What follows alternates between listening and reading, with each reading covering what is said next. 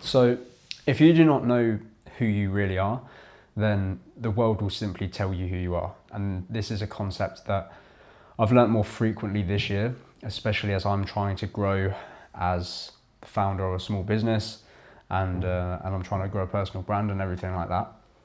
I think if you're somebody who frequently, maybe even just once a week or something, sits down and you either journal or you just sort of think quite deeply about reflecting on yourself, on the week that's just gone, you will be aware that in public, or especially when you're starting out doing content, maybe when you're creating content, or even talking to people who you even know, just in a social environment, pretty much everybody puts on a mask, a superficial mask, of who they would like other people to perceive them as. And I think we all do this. We're all guilty of doing this. It's just something that everybody does. I'm going to make this sort of video more directed towards people who are trying to grow their personal brand, as I am. This is literally me documenting another lesson from doing so, and building a business, etc.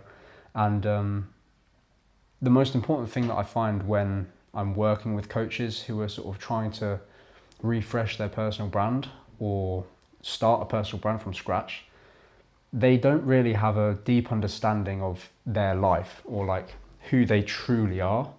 And so when they do start creating content, it sort of comes across as potentially non-authentic or sort of a little bit fake. And it just doesn't really reflect who they are on a day-to-day basis, like when nobody's around. And that person is the true you. That's the person who subconsciously you don't even notice some of the things that you do and that sort of thing. Most probably the people around you who are close to you will see the real you. But you need to understand who that is so that you can portray that in your personal brand. Because what we're seeing across every niche, every industry, who have YouTube channels and big Instagram profiles, and they have real power with their personal brand, and off the back of their personal brand they're able to scale their business like with huge leverage. They are so authentic to who they really are. Some are just naturally better at doing that than others. Others find it very hard. Like only now really am I starting to just do more real and authentic content. Like last year, at the start of last year when I started doing content, like it was very manufactured. It was very like non-authentic. And I think that's just a cycle that everybody has to go through when they begin creating content, unless it is just a natural gift that you possess. And there's a few different ways that I help sort of my clients sort of get through this obstacle, and that I've seen from other people.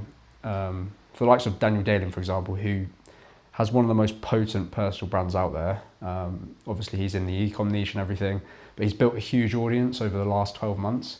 He's created content that everybody in like the online business space has just like in some cases straight out just copied that style and everything. But I think there's not another person online who has a better understanding of himself like Daniel Dalen when it comes to his branding and content and everything like that.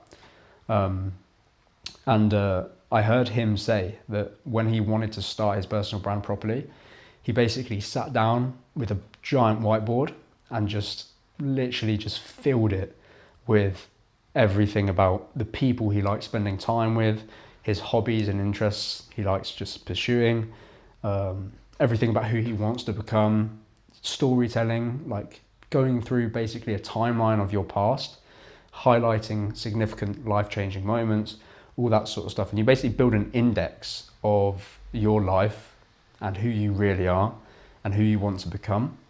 And at the end of the day, that is the basis of which you need to try and portray within your content. And if you can do that, people will just resonate with you. People will connect with you. Like personal brands out there that are either selling services or selling coaching or anything like that, they have a trust problem unless they could start to get through this obstacle of becoming themselves on camera. And it's so important because you may think as well, like, oh, if I'm my true self, then my ideal clients may not necessarily connect with that, or they may not like that and that sort of thing. And this is just a mental blockade that you're putting on yourself, because at the end of the day, when you do content, you're going to have people leave some weird and random comments. Some are even like negative and that sort of thing. That's just sort of what comes as part of it. Luckily, I haven't really had too much of that, but you get a few. These things usually put people off. But starting a personal brand, building an audience that you can impact positively and that sort of thing, and even building like a movement, like Daniel Dalen, for example, has built a massive movement in the online sort of entrepreneur space, like the nomad space, that sort of thing.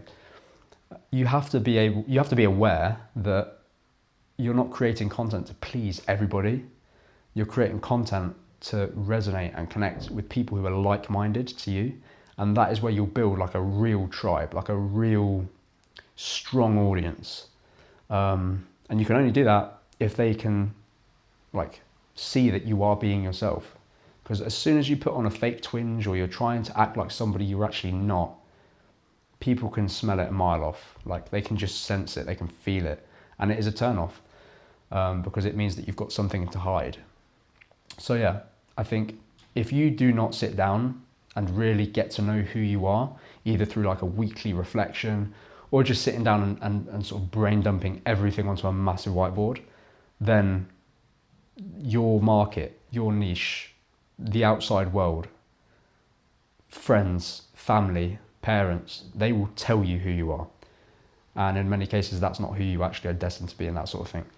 So I can recommend more than anything, if you're starting a personal brand, if you are just trying to become a better leader in business, sports, anything like that, sit yourself down and just go through that mental exercise of who actually am I? Because most of the time, your subconscious, you don't even realize, or you wouldn't necessarily pick up on who you truly are.